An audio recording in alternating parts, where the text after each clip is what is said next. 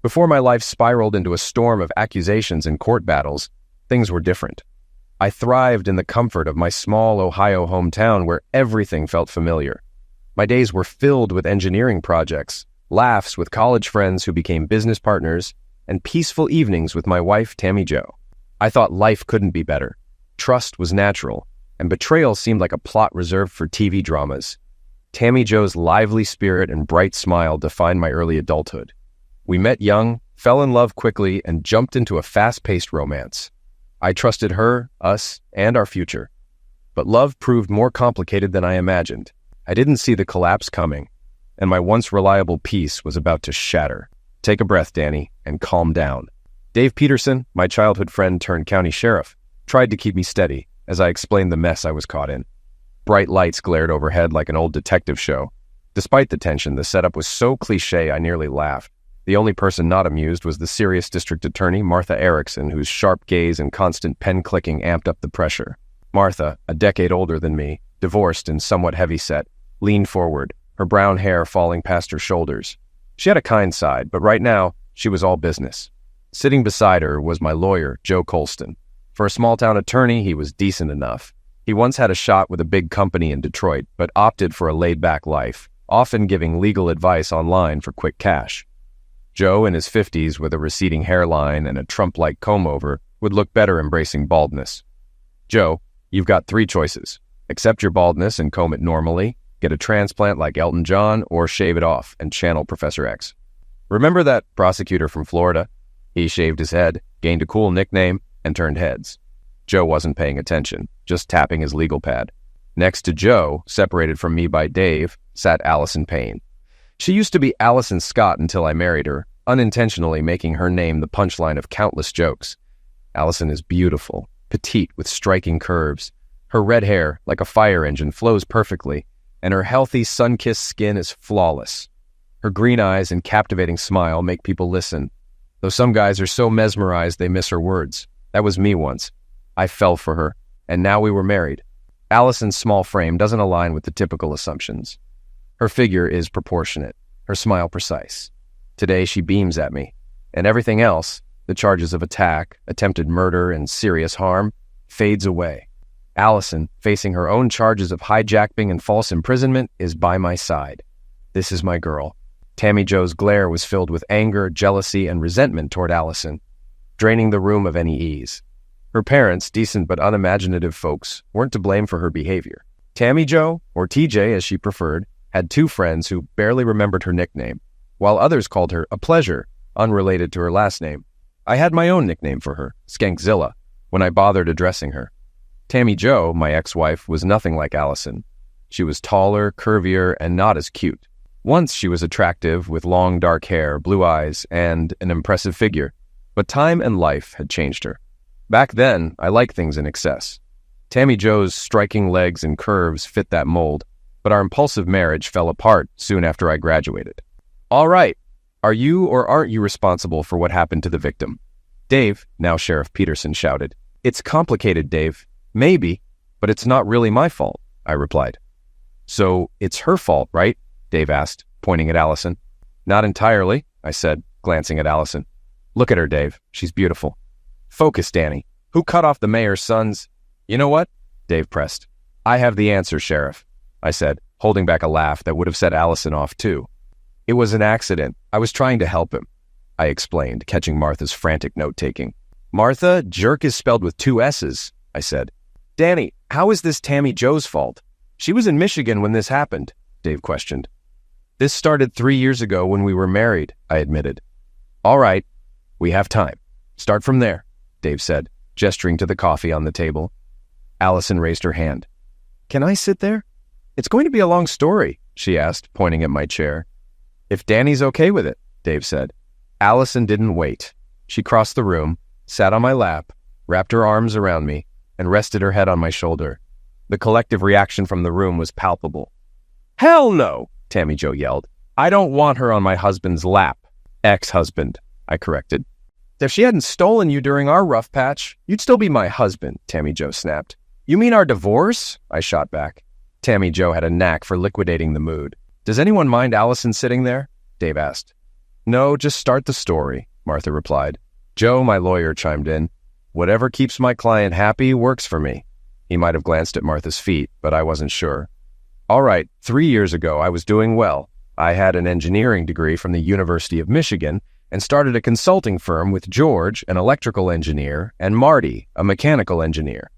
While jobs were scarce, we defied the odds, bypassed the big three, and built our own business that attracted plenty of clients.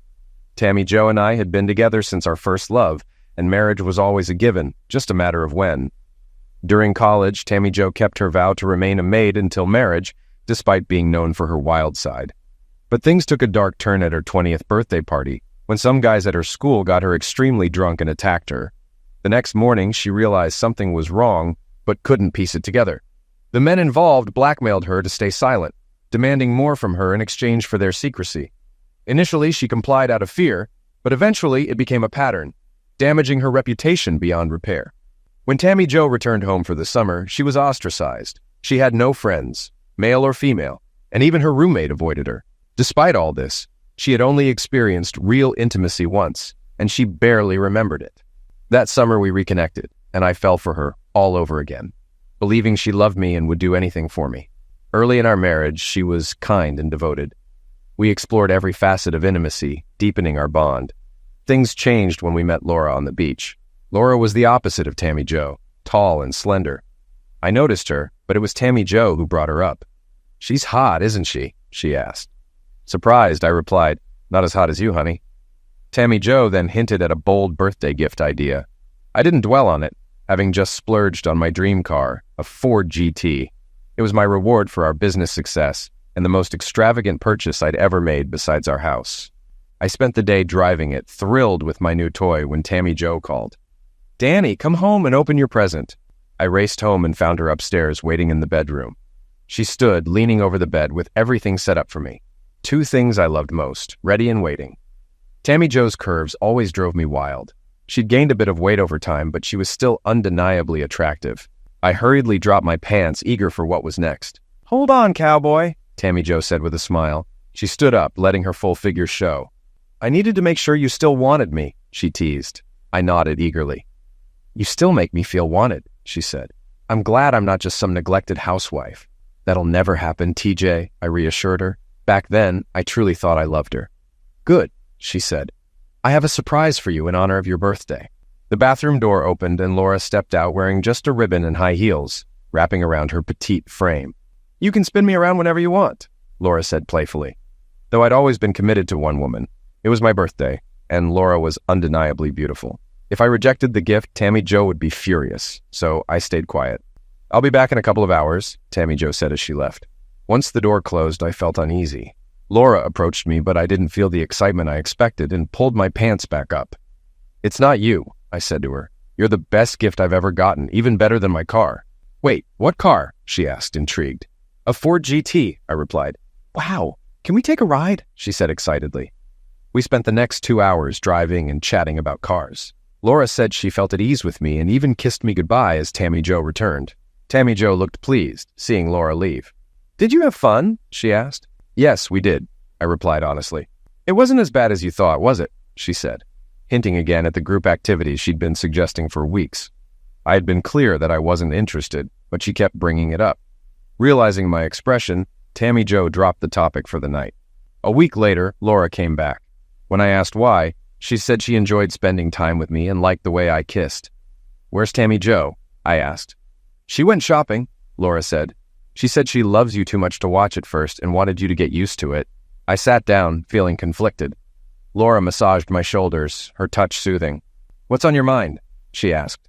I explained that I might be old-fashioned, but I only wanted Tammy Jo. Laura said Tammy Jo loved me deeply and was trying to make me happy in her own way. I nodded, but I wanted Tammy Jo to understand she was enough. That's how Laura and I spent the second visit, just talking. When I saw Laura for the 3rd time, everything shifted. Tammy Jo had planned a barbecue, inviting 2 other couples. One couple was from our neighborhood, and I knew them casually through car talk. The second arrival shocked me. It was Laura and her much older boyfriend, Ken.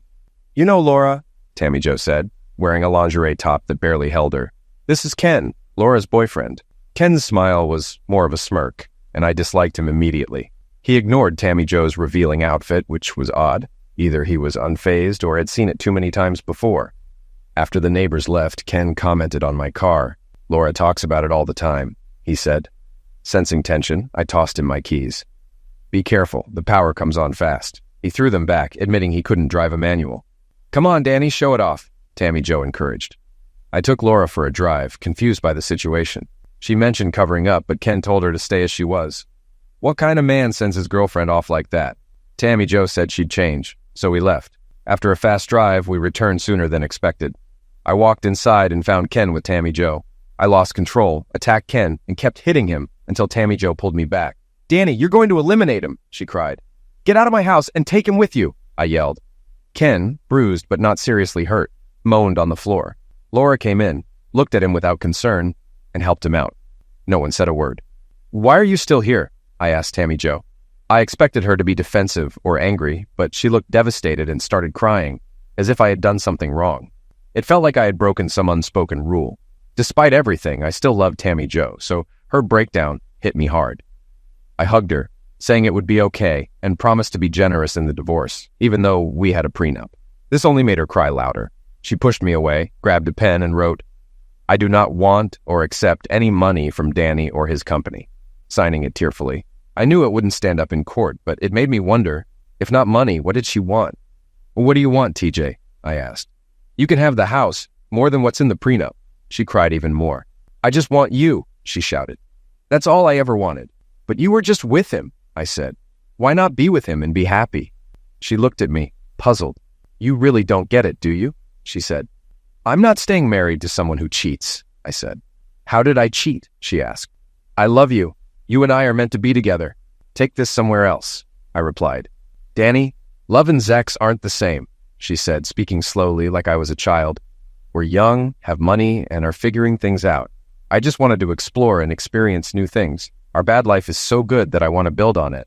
I was stunned, unsure who was thinking irrationally. Her calm explanation seemed logical, but I couldn't accept it. "How does that excuse what you did?" I asked. "I didn't cheat," she said firmly. "I wanted us to try swapping. You said no, and I respected that, but tried to ease into it with smaller steps." "I'd still say no," I replied. "I don't want that. You're all I need." "But Danny, you didn't," she said. "You enjoyed it. Even now, I feel insecure, afraid of losing you." "What do you mean?" I asked. "We didn't do any of that." One evening, as I passed by, she said, "Can we have dinner at Texas Roadhouse?" "No, thanks," I replied. "Danny, let me make this right," she said. "I love you more than anything." "I'll think about it, TJ," I said. That conversation made me consider forgiveness, but I still needed time. The wound was fresh, and I barely spoke to her for days. I wondered how Laura felt or how Ken fared after the fight. At the barbecue, it had seemed like things were off between Laura and Ken, maybe explaining why he allowed her involvement. Despite Laura's beauty, I couldn't trade her for Tammy Joe. I loved Tammy Joe deeply and couldn't imagine life without her. The next morning, before leaving, I kissed her goodbye. She sighed and tried to pull me into bed. "I've missed you," she whispered. I went to work and immediately called Laura. She sounded down, and I worried Ken might have taken out his anger on her after the fight. "Laura, are you okay?" I asked. "Not really," she said, her voice tinged with sadness. "What's going on?" I asked. "Can we meet and talk?" she replied, giving me the address of a park near her house. I felt uneasy about going to her place, so I agreed. When I saw Laura at the park, she looked as beautiful as when I first saw her playing tennis. But now she was crying. "What's wrong?" "I'm sorry for what happened with Ken," I said, though I wasn't truly sorry, just worried about her. "Why did he do that?" she asked, confused. "Because he thought we were involved and didn't like how I reacted when I found him with Tammy Joe," I explained. "That's what bothers me most," she said, tearing up. "What do you mean?" I asked. "You can tell him the truth, and he'll back off." Laura burst into tears, and I led her to a bench. "What's wrong, Laura?" "I messed everything up," she sobbed. "That's why I don't have a chance with you, isn't it?" "What are you talking about?" I asked. "Your wife paid me to show up at your house for your birthday," she admitted. "I'm a student with loans and bills. She offered me $1,000 and I couldn't pass it up. I liked you, and it was supposed to be one time. But she called again, and I agreed. Honestly, I'd do it for free." She wiped her tears. "You never made a move on me, and I started hoping for more. But when she asked me to come a third time with a swimsuit, I realized you loved her, and I didn't stand a chance. Is that what made Ken upset?" Did he know you had feelings for me? I asked. She laughed. I met Ken the day of the barbecue. Your wife had me pick him up, and that's when I learned he was supposed to be my boyfriend. I thought it was all part of a role play. Anger surged through me. I thanked Laura, drove away, and called my lawyer, Joe Colston, to start the divorce. Joe, new to the firm, asked if I had the prenuptial agreement. I said I'd grab it from the house and bring it to him. I felt surprisingly calm, maybe because I'd already been considering leaving Tammy Jo after all the lies. My plan was simple: sneak in, grab the document, and leave without drama. But things went wrong. As I quietly opened the gate to our pool area, I saw Tammy Jo lounging in the sun, with Ken between her legs and 2 other men involved. The sight was shocking. I shut the gate loudly, and they all froze. "Oh no," Tammy Jo muttered. Ken's eyes widened. Oh crap. He scrambled to climb our 8-foot privacy fence, still barefoot and without clothes, desperate to flee rather than face me. One man tried to dress quickly. I headed inside while Tammy Jo started to cry. "Danny, let me explain," Tammy Jo pleaded. I laughed. "He's going for a tool," Ken said. He knew I had a collection of swords and axes at home. One guy blocked me, while the other, still without clothes, dashed to the gate. The one in front of me tried to speak, but I slapped him and asked, "What?" before pushing him aside. When I left with the document, all 3 men were gone. "Danny, please!" Tammy Jo cried. "Say what you need to now, Tammy Jo," I said calmly. "When I come back tonight, I want you and your things gone. I offered a fair divorce before, but now I'm sticking to the prenup. $10,000 for every year we were married." I wrote her a check for $20,000. "You can keep the car." "No, Danny," she said. "I was just trying to make things better." "Time's up, TJ," I said firmly. "To make things right with Ken and Laura, I had to balance it out," she claimed. "You were with Laura 3 times, so I needed to do it too." I laughed. "Sure, TJ, makes sense." "Yes," she said, hopeful. "I understand now. You're a lying, cheating woman," I said. "Forget the car. Call a taxi." "Why?" she whined. "You lied more than once," I said. "Laura and Ken met at the barbecue. You lied about balancing things out with him. Who were those other 2 men? And you paid Laura to seduce me. Get out of my house." "But Danny, it's not cheating if we both did it," she protested. "It was just lovemaking." "Call Laura and confirm. I never touched her. I loved you, TJ. You were enough for me," I said. Then I left, ignoring her cries. I gave my lawyer the prenup and told him to serve the papers at Texas Roadhouse at 6 p.m. where I'd arranged to meet Tammy Jo. I called her, pretending to reconsider. "TJ, I'm so angry, but I don't know how to live without you. Can we talk one last time?" "Yes, Danny," she said eagerly. "I'll do anything." "Texas Roadhouse, 6 p.m. Wear the red dress," I said. "No underwear?" she teased. "Doesn't matter, but come ready to tell me everything," I said. "Of course. What's the second thing?" she asked. "Be prepared for a shock," I replied. My lawyer, surprised, nodded as I left. The next few weeks were tense. Tammy Jo fought the divorce, but didn't try to change the prenup or ask for more money. She even took out a full-page ad in the newspaper declaring her love. I remained firm. The divorce was finalized, and I could move forward. I wasn't cruel. Besides the $20,000, I gave her 1/3 of our savings and a house. She used some money for therapy and cruises aimed at addressing personal issues, texting me updates along the way. Tammy Jo often showed up at my apartment, trying to talk. One bold visit was on my birthday, wearing just a raincoat and heels. She reminded me we always had birthdays ex, even before marriage, and saw no reason to stop. Tempted but determined, I refused. When she wouldn't leave, I called the police. I missed her, but I was trying to move on, even though she wouldn't let go. One morning, a detour took me down an unfamiliar street, where I found a small cafe and decided to have breakfast. As I sat there feeling down about my life, divorced for almost a year and unable to forget TJ, a crash interrupted my thoughts. My Ford GT parked nearby had been hit by an old truck. The noise drew everyone's attention, and the car was severely damaged while the old truck had barely a scratch. I rushed to the truck and found a woman with striking green eyes and red hair, looking terrified. "Are you okay?" I asked.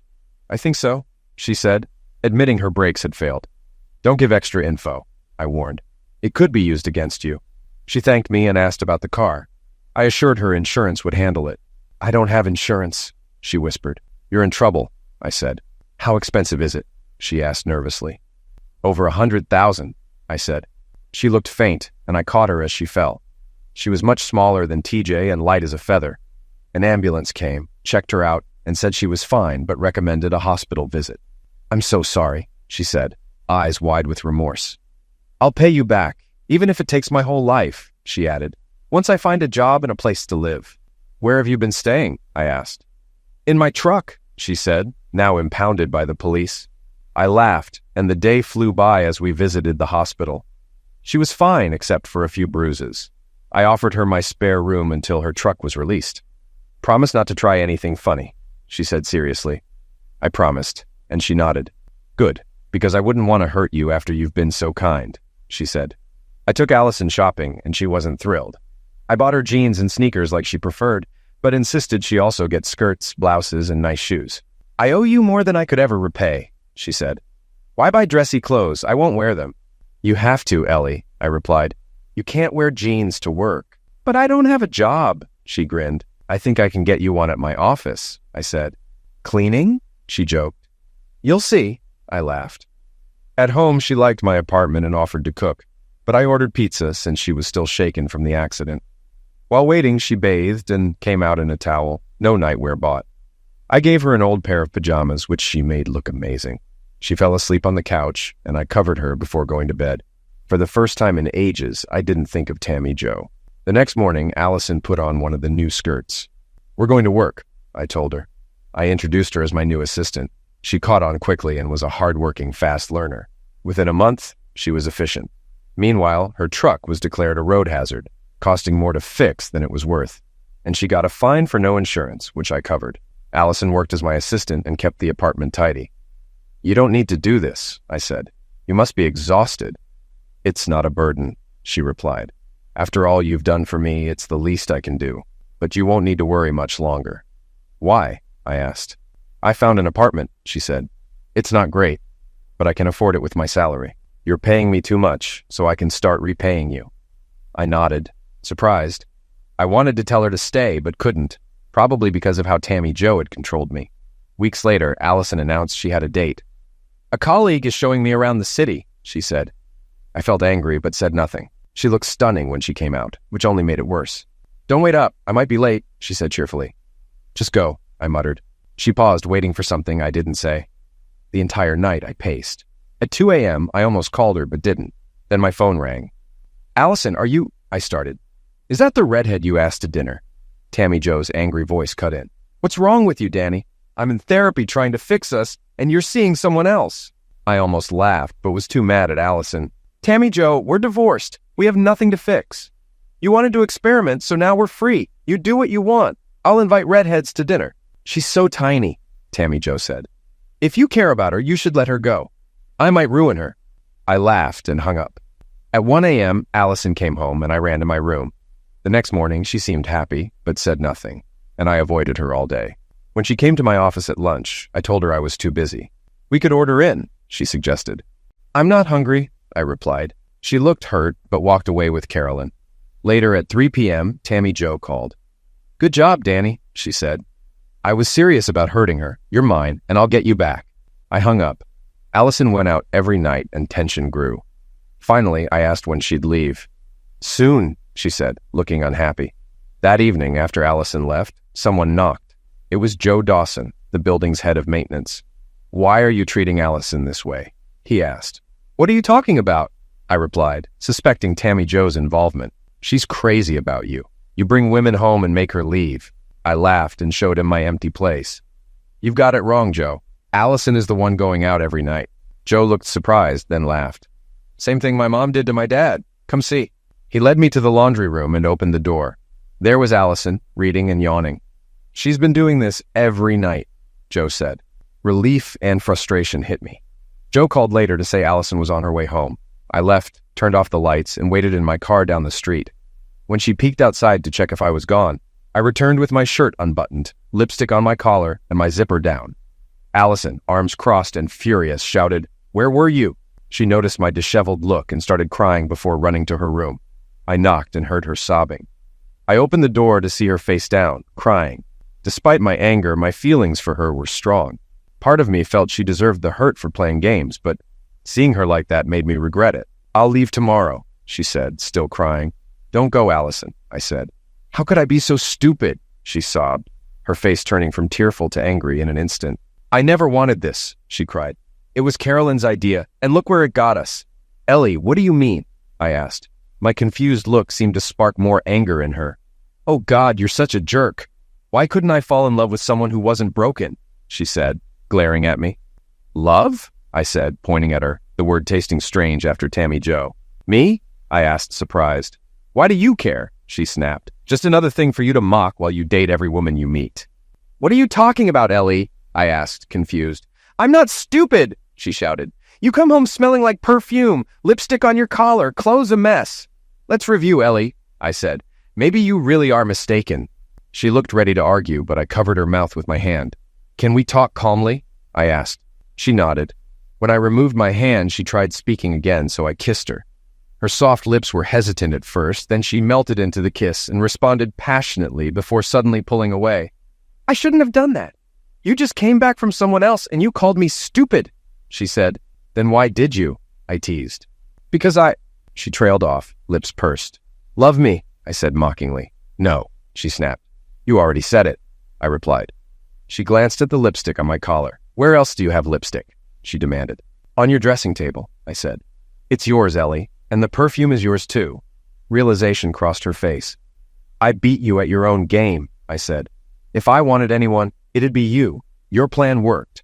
I was jealous, but couldn't say it after what Tammy Jo did. Ellie nodded, holding out her hands. I wanted to trust her, but needed her honesty. You went on dates, and I felt jealous. I wanted you to feel the same. I didn't want to do it, she admitted. Caroline said you'd never open up unless pushed. I just wanted you to tell me not to go, but you never did. We tried hiding it at work, but it didn't last. Within days, coworkers joked, looks like you finally pulled your head out of your A. Caroline was the first to notice. After a meeting, she looked between us and said, you two are together, aren't you? You're in love. Carrie, that's absurd, Marty, one of my closest friends, said. He'd never go for it. But Caroline saw through it. Allison, stand next to him, Caroline ordered. Allison obeyed, avoiding my eyes. See how she lit up? Caroline exclaimed. How did I not see this? June brought big changes. I married Allison, and we bought a beautiful house. I also treated myself to a custom Mustang Shelby GT 500 KR Super Snake. It wasn't a sleek sports car like the GT, but a true American muscle car. Its nearly 800 horsepower was breathtaking, and tires wore out quickly from its power. Allison loved her new F-150, but knew the Mustang was off limits. She was my soulmate, with no doubts or conflicts like with Tammy Jo. We completed each other. When Tammy Jo learned about my wedding, she was furious. Her first encounter with Allison was memorable. Get away from him, witch, she screamed, bringing a scene from Aliens to life. Allison, calm as ever, stepped up to Tammy Jo and looked her over. Tammy Jo, visibly upset, was nearly hyperventilating. The commotion drew the attention of nearby men, their eyes darting to her heaving chest. But I felt none of my old attraction. Her hold on me was gone. Allison, she's right, isn't she? Tammy Jo sneered. Allison glanced at me and I nodded. Yes, she's right, but it doesn't matter now. Tammy Jo's rage flared. You'll regret this, she yelled. Allison shook her head calmly. He's not your husband anymore, you're divorced. It was just a formality, Tammy Jo retorted. I noticed she'd put on weight around her chest, hips, and stomach. Leave Danny alone, she shouted, sounding desperate. Allison tilted her head slightly. 2 words, squats and breath mints, she said coldly. I couldn't help but laugh. It was sharp, witty, and bold. Having 2 women clash over me was surreal, but it reaffirmed I'd moved on from Tammy Jo. Her love was turbulent, full of highs and lows, an exhausting cycle of seeking excitement. She said she loved me, but it was never enough. Ellie was different. She was steady, supportive, and we found happiness in simple moments. Our love was peaceful and real, without drama. When she said she loved me, it was true and unwavering. The final encounter with Tammy Jo came months later. I walked in to find her sitting on my couch. Alarmed, I was ready to call the police.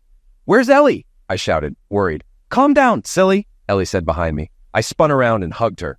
I'm okay, Danny, she reassured me. Tammy Jo came to apologize. What? I asked, half expecting a trick. My therapist said I need to accept that I lost you and move on, Tammy Jo admitted. I was wrong to take it out on Allison, and I'm sorry. It felt insincere, but over time, I realized I was wrong.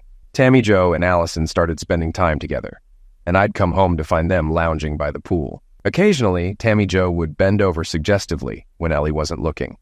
We even had dinner a few times, and I had to admit it was enjoyable. Then Tammy Jo made her move. One evening after a barbecue, she said, "Why don't we go inside?" I don't feel like watching a movie, I replied. This moonlight makes me think differently. Exactly, Tammy Jo said, her tone filled with desire, sounding almost intoxicated, though we'd only had one beer each. Ellie stood abruptly, eyes hard. What are you talking about, Tammy? She demanded. Tammy Jo gave a sly smile. Allison, you're his wife, and I was his wife. We have that in common. I told you I still love him, and I have strong feelings for you too. We should be together, all three of us. Ellie's face flushed with anger. Get out of my house now, she shouted, angrier than I'd ever seen her. Tammy Jo's eyes narrowed. I let you keep him for now, but you don't have what it takes to satisfy Danny long-term, she said, adjusting her top until one of her bosoms slipped out, whether by accident or design. Ellie turned to me, eyes sharp. Is it true, Danny? She asked. No, Ellie, I said firmly. From the start, I told you I wanted nothing to do with her. Tammy Jo was into things I couldn't stand. But you and I, we're forever. I love you more than I ever loved her. I'd never share you with anyone. Allison, there's something twisted about you, Ellie said, turning back to Tammy Jo. You act like those women in adult films always performing for attention. And assuming I'd share my husband? Never. I'm all he needs. Tammy Jo's eyes narrowed. You've made a big mistake, sweetheart. I'll get him back, and it'll cost you more than you think. You'll regret not taking my offer. Tammy Jo glanced at me. I went to therapy for you, Danny. I realized other guys' attention was nothing compared to just watching a movie with you. I was willing to share you temporarily to win you back. Weeks passed without seeing Tammy Jo, but I heard stories about her reckless behavior. My accountant mentioned she was nearly out of money and could lose her house. She started dating Bobby McGillicuddy, the mayor's son, known for trouble and a record of sexual attack charges. Some settled and one reduced to misconduct. Their relationship made sense. They were both chaotic. She needed his money. He needed her wild energy. 2 weeks later, my life changed. Dave Peterson, the county sheriff, and an old friend pulled me over on my way home. Danny, come to the hospital, he said urgently. Dave, what happened? I asked, fear tightening my chest. He didn't answer, just drove with the siren blaring. I feared Ellie was dead. At the hospital, doctors wouldn't meet my eyes. They led me to a small room where I found Ellie curled up, silent and crying. I rubbed her back gently, and she sighed, a small sound that gave me hope. That's a good sign, said a woman behind me. I turned to see Dr. Martha. What happened? I demanded. Your wife was sedated and attacked, she said, voice trembling. Who? I asked, barely able to control my rage. We don't know. She hasn't spoken to anyone, the doctor said. Danny! Ellie's weak voice came from behind. I rushed to her side. Yes, honey? Do you still want to be married to me? She whispered. Ellie, don't say that. I've loved you since the day I met you. She muttered. I still owe you for crashing your car. Ellie, you've repaid me 1,000,000 times over. The car doesn't matter. Take me home, Danny. They can't help me. I need you, she said. I wrapped her in my jacket and picked her up. The doctor tried to protest, but a look silenced her. Dave met me at the door. Danny, I need to ask her questions. She's a victim, not a suspect. Find who did this before I do, I said, eyes cold. Dave stepped back, hand on his magnum. Sorry, Danny, he muttered. I looked at a nearby guard. Did you see that? Yes, sir. He reached for his tool, the guard confirmed. Good, I said. Dave's face fell. What are you doing? He asked. Now there's a witness that you threatened an unarmed man holding a victim. The public won't like that, I said. Danny, it's not what it seems. Until this is resolved, that's how it stands. I'll get lawyers and security to protect her. Can I come by later to ask questions? Dave asked. She's been through enough. I'll call when she's ready. It took days for Ellie to feel better. Dave came to ask questions, which was necessary but hard to watch. When he asked me to leave the room, my instinct to protect her fought against the need for answers. When Dave left, my anger surged again. Watching Ellie struggle to describe what happened, reliving the trauma as she recalled details about those men, it was like reopening a wound that hadn't healed. We'll get through this, Ellie, I said. We'll be fine. You don't want me to leave? She asked. I was stunned. Why would you even think that? I love you more than anything. Why would I ever want you to go? It's hard enough to be apart when I'm at work. She smiled softly and took my hand. I love you too, you fool, she said, a tear rolling down her cheek. But not everyone feels the same way. Anyone who truly promised to be with you would, I said firmly. Not if they think I'm damaged, she whispered. I looked at her, not fully understanding, but knowing she'd tell me when ready. It took weeks for Ellie to start feeling better, with some aspects of her healing coming more slowly than others. For the first few days, we were inseparable, even going to the bathroom together. She couldn't stand being alone, even for a moment. It was challenging. No man wants to see everything a woman does in there. I was amazed at some of the things my wonderful wife did regularly. I thought our intimacy would take time to return, but I was wrong.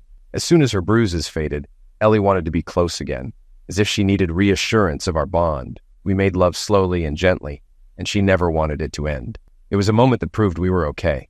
The biggest challenge was getting Ellie comfortable leaving the house and being around others. One evening, Tammy Jo visited to apologize again. She noticed the changes in Ellie, but claimed not to know what had happened. This set off alarm bells for me. Everyone who came to offer support was in touch with Tammy Jo, so how could she not know? I felt something was off. Throughout this ordeal, I avoided asking Ellie for details about what happened or how many were involved. I wanted her to know that what mattered most was her survival and my unwavering love. Where I grew up, even a kiss with another man could ruin a woman's reputation, and her partner would leave her to maintain his honor. I feared I might lose Ellie, who was the best thing that ever happened to me.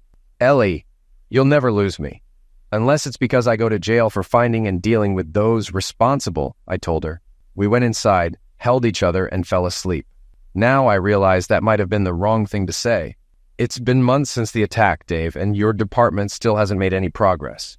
You've called her multiple times for statements, but you haven't learned anything. I see now that you knew about Bobby and possibly his friends all along. You ignored it, Dave, prioritizing your job over justice. Dave opened his mouth to speak, but stayed silent. A few weeks later, one of the men who held Ellie's hands during the attack died from an overdose. We didn't know he was involved until Bobby mentioned it. Didn't they tell you? The other one died 2 weeks ago, Bobby said. They said it was a hunting accident. Ellie may have known, but she had nothing to do with their deaths. At that time, I was facing my own struggles. I felt my world crumbling, certain I was going to lose what mattered most. Ellie and I moved forward, realizing you'd probably never catch them, Dave. I started suggesting to Ellie that it might be time to start a family, but she avoided the subject or changed it. One day I pressed her. It's just not the right time, she said, maybe in a month or so. I was hurt. I always thought the woman I loved would want children with me. Something felt wrong. Then Tammy Jo called. Hey, she began with mock sympathy. I know this is tough, but sometimes trauma changes people. You know about Stockholm Syndrome, right? If things don't work out with Ellie, you can always come back to me. By the way, could you lend me some money? Ellie's behavior grew stranger. It broke my heart, and I couldn't imagine life without her, but my trust was fading. I hired a private investigator. 2 days later, he returned with findings. I found something, he said, handing me the report with an apologetic look. My heart sank as I flipped through the photos. This morning, about half an hour after you left for work, Ellie dressed up and went to a bar on the east side, he said. She spent a while drinking and talking to a man I didn't recognize. He continued. I took these photos. I saw Ellie with Bobby McGillicuddy. I didn't know then that he was the one who attacked her while others held her down. That night, I went home and silently went to bed. Ellie tried to comfort me. What's wrong? She asked. Just work stress, I lied. She seemed doubtful, but lay beside me. The next day, my phone rang. It was the investigator. I intercepted a call between Bobby and Ellie, he said. Listen to this. He played the recording. Hey, baby, Ellie said. Can I see you today? Bobby replied. Maybe. What do you mean?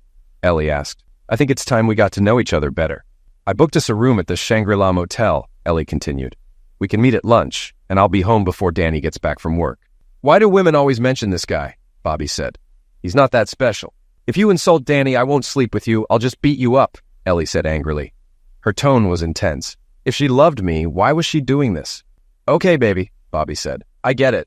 He's not into wild stuff, huh? As far as I knew, neither was Ellie. Now, nothing surprised me anymore. Exactly, Ellie said softly. If you follow my rules, it'll be an experience like nothing you've ever had. She gave Bobby directions to the motel and the room number. Anger surged, and I threw my phone across the room before picking it back up. Sorry, man, my private investigator said. It's tough, but at least now you can end things and move on. I've been through it. Just keep trying until you find the right one. With tears streaming down my face, I told him I thought I had already found her. I sat at my desk staring at my computer but doing nothing. My mind was consumed with thoughts of Ellie. Ideas of revenge crept in. No, I wouldn't. But maybe I could make her pay for the car. Probably not. Still, I knew I wouldn't go quietly. Lost in thought, I realized it was almost noon, and Ellie would soon be meeting Bobby. I decided to crash their meeting and make it clear she wasn't welcome back. Maybe I'd even teach Bobby a lesson. I rushed to my Mustang and started it just as my phone rang. It was Tammy Jo. She asked how I was and mentioned she was starting fresh, wanting to be friends. Knowing I'd need support soon, I spoke to her while driving.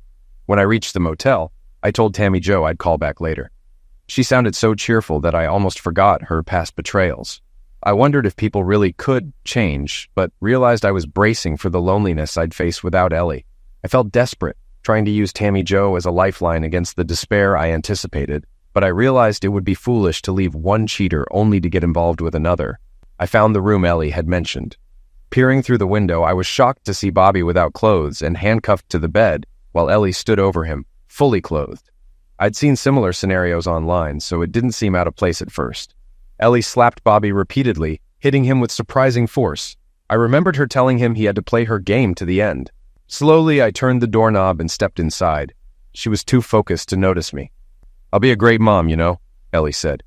"Too bad I couldn't get to your friends. They were already dead when I figured out what needed to be done." "You'll never be a mother, you psycho," Bobby spat. "As soon as I'm free, you're finished." "Who said you'd be free?" she countered. "I'll do anything to protect Danny. I can't let you leave." Then I noticed what was in her hand. It was small in my eyes, but in hers it looked formidable. It was a Venetian axe, a combat replica from a museum catalog, a one-handed, single-headed battle axe from 14th century Italy. The handle, wrapped in wire, was slightly curved and made of chrome-plated steel with brass accents. A lion motif decorated the back of the head, and the sharp front edge gleamed dangerously. Unlike most axes meant for breaking armor, this one was sharp. I suddenly realized this wasn't about infidelity. I was missing something. Ellie hadn't betrayed me. She had lured Bobby there for another purpose. What did she mean when she said she'd do anything to protect me? "Oh, damn, you cut me, you crazy woman," Bobby shouted. "You don't need to protect your precious husband. He's already doing all that martial arts nonsense. Besides, this was always about him. Tammy Jo would have torn us apart if anything happened to him. It was her idea. She wanted to make him think you were unfaithful, so she'd get another chance with him." He changed his tone. "Look, I'm sorry I got mixed up in this. I'm sorry for what we did to you. We honestly thought that with all that stuff in your system, you'd be into it. With that much junk in you, you should have wanted everything you saw." "Thanks. That's what I needed to hear," Ellie said. "And tell that scheming woman I'm coming for her too." "I'll tell her," he said. "Just let—" Before he could finish, I watched Ellie raise the axe above her head. I couldn't let her go through with it. I moved behind her, catching her hand before she brought it down and kissed her. "No, Ellie," I said, kissing her again. Time seemed to stop, and we both realized we had made a huge mistake. A few weeks ago, when I said I'd kill those responsible, she thought I'd end up in jail. To prevent that, she decided to take matters into her own hands. The first two men died in accidents, but she lured Bobby here to finish the job. I've been down these past days, and she assumed it was due to frustration. She pointed to the recording device by the bed that was capturing everything, including Bobby's confession implicating Tammy Jo. "I love you, Danny," she said. "I had to do this so we could move on and have a family. I didn't want to risk getting pregnant and ending up in jail. What if I had to hurt him and went to prison? You wouldn't want to be married to an inmate." "I would," I said, and we kissed passionately. "I thought you were cheating on me," I admitted. She smiled and laughed softly. "Danny, I told you I could never betray you. What do I need to do to prove it?" Then it happened. Lost in our embrace, the axe slipped from Ellie's hands and fell onto the bed. The heavy axe head landed first, hitting Bobby. His screams probably echoed across the state. And as captured on the recording, Ellie and I were momentarily stunned, unsure of what to do next. I rushed to the bathroom for a towel while Ellie called an ambulance. I tossed it to Bobby and told him to press it against his wound. I wasn't about to do it for him. Honestly, I would have preferred if he hadn't made it. Luckily, the ambulance arrived before he bled out or went into shock. He survived, but the blame was squarely on him. "The real question, Dave, is, what are you going to do about this?" I said. "We have Bobby's confession on tape admitting that he and his friends attacked my wife. He also implicated Tammy Jo as the mastermind." All eyes turned to Dave. Tammy Jo tried to slip out. "I'm sorry, Danny," she said, "but that's on you too. If you'd just get rid of that little redhead or let me share you with her, none of this would have happened and we'd all be happy." Her admission sounded like a villain's line at the end of every Scooby-Doo episode, and I would have gotten away with it if it weren't for those meddling kids. She pushed against the deputies at the door, but they stood firm. "Danny, you're putting me in a tough spot," Dave said. "With this tape, the mayor's son could face a long sentence, even though what happened could be spun as an accident. I could pin this on you or Allison and possibly free Bobby, but I'll make you a deal. Hand over the tape and you and the redhead walk out of here. Everyone goes home and we forget this ever happened. Officially, Bobby's injury will be marked as an industrial accident. What do you think, Martha? I asked. She stared at her shoes. Joe, my lawyer, did the same. He couldn't meet my eyes. He slept with Martha, Ellie whispered. We need a new lawyer, honey. I took a deep breath. Joe, you're fired, I said. You're no longer my company's attorney and won't be receiving any more work from us. He looked irritated, but knew I was serious. Martha, I respected you. I thought you were not only attractive, but also honest and committed to the law. I was wrong. This city will miss you. What are you talking about? She said, defensive. If I don't agree to this, it's my career on the line. I could lose my job. What about your integrity? I asked. It's easy for you to talk like that, she retorted. Your company is a money-making machine. The rest of us have to deal with reality. Try paying your mortgage or car loan with honor, and then come talk to me. Dave, we grew up together. I thought you'd stand up and do what's right, not just follow the mayor, I said. Danny, this is what's right for me and my family. I have kids to support, but at least look at it this way. Bobby won't hurt anyone else, even if they manage to reattach him, Dave said, staring at the floor. And Tammy Jo will suffer too. Seeing you and Allison together will be a constant reminder of what she lost. You two have enough to start fresh somewhere else. Okay, Dave, I said. I hoped it wouldn't come to this. To what? He asked with a sigh. Mustang, I said loudly. Everyone in the room stared at me as if I had lost my mind. Danny, why are you shouting? What does your car have to do with this? Dave asked, confused. That's the code word I was told to use, I explained. He looked at me, puzzled. Within moments, heavily armed officers with FBI and state police vests stormed the room. They quickly handcuffed Tammy Jo, Martha, and Dave, warning the deputies not to interfere. A man in a suit entered after everyone was secured. Dave, Martha, and Joe recognized him. It was the state attorney general. Dave and Martha were charged with breach of public trust and conspiracy to obstruct justice, and the mayor would likely face charges too. Bobby was charged with attack, and Tammy Jo faced charges of solicitation and conspiracy. Joe was at risk of losing his law license for professional misconduct. The attorney general reassured us that Bobby's injury was considered an accident, and neither Ellie nor I would face charges, especially considering the conspiracy to protect her attackers. After a few minutes, he told us we could go home, but not leave town. We'll need your testimony, but we have a strong case against them all. Ellie and I were finally alone. She kissed me, and we walked out to my Mustang, feeling an immense sense of relief. Can we come back for my car tomorrow, or have someone pick it up? She asked. Right now, I just need to be close to you, idiot. Why am I an idiot? I asked. There are too many reasons to count, she said with a smile. Trust me, you're an idiot. If I'm such an idiot, why do you want to get in my car? Maybe I should just let Joe serve you the divorce papers he's been working on, I joked. Her smile vanished, and her face went pale, as if all the blood had drained from it. You were... she started. I'm sorry, Ellie, I said. I thought... Idiot, she said, her voice softening.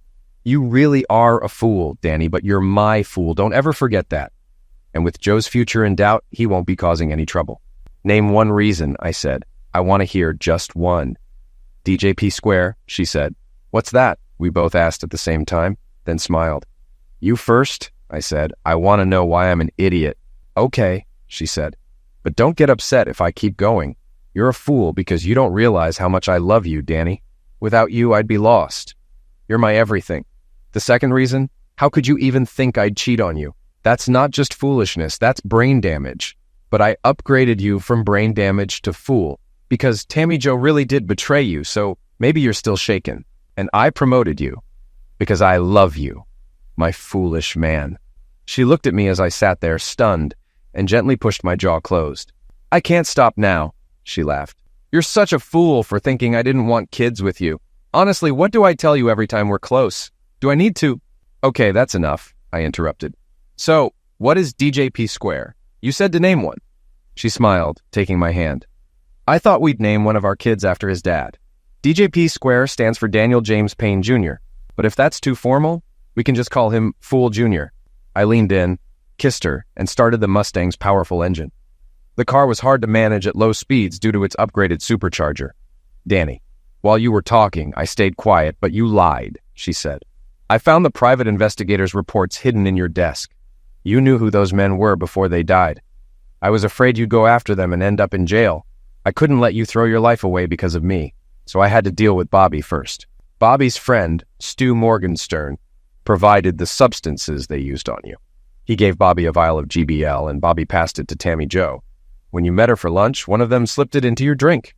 My investigator overheard Stu bragging while trying to sell more of it, which is how we learned about Duncan Holmes, Bobby's other friend. We didn't know Bobby had participated in the attack. We thought he only helped Tammy Jo drug you. Duncan was the one who... I stopped, not wanting her to relive the trauma. I kissed her deeply, hoping to replace the painful memory with a better one. Anyway, I had nothing to do with their deaths. GBL is powerful and dangerous in small doses. The difference between making someone compliant and causing a coma or death is minimal. Stu had a party at his rundown house and mixed up the bottles. One with GBL ended up being used. You were at the sheriff's department then, complaining about how they mishandled your case, she said with a laugh. How did you know? I asked, feigning surprise. I love you, fool, she replied. DJP Square was born 10 months later.